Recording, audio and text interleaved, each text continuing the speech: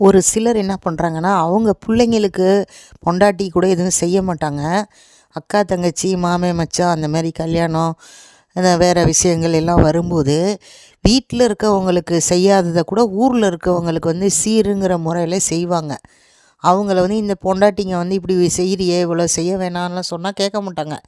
அவங்க இடத்த அந்த ஆம்பளைங்கிற பெருமையை வந்து அந்த இடத்துல விட்டு கொடுக்காம கடன் வாங்கி செஞ்சுட்டு அப்புறம் சில வருடங்கள் கடன் கட்டி இப்படிலாம் போய்கிட்டே இருக்குது நிறைய பேர்த்து வாழ்க்கை. ஆனால் அவங்க திருந்தவே மாட்டாங்க.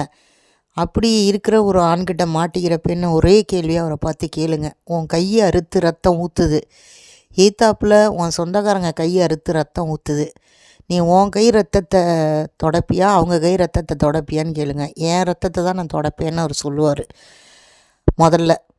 அது மாதிரி தான் உன் குடும்பத்தை நீ பாரு அப்படின்னு புத்தியில் உரைக்கிற மாதிரி சொல்லுங்கள். இந்த மாதிரி செஞ்சு ஏமாந்து போனவங்க நிறைய பேர் உலகத்தில் இருக்காங்க. சரிதானே ஃப்ரெண்ட்ஸ்? சப்ஸ்கிரைப் பண்ணுங்கள். சரின்னா இந்த மாதிரி யார் செய்கிறாங்களோ அவங்களுக்கு இதை ஷேர் பண்ணுங்கள், லைக் பண்ணுங்கள் ஃப்ரெண்ட்ஸ்.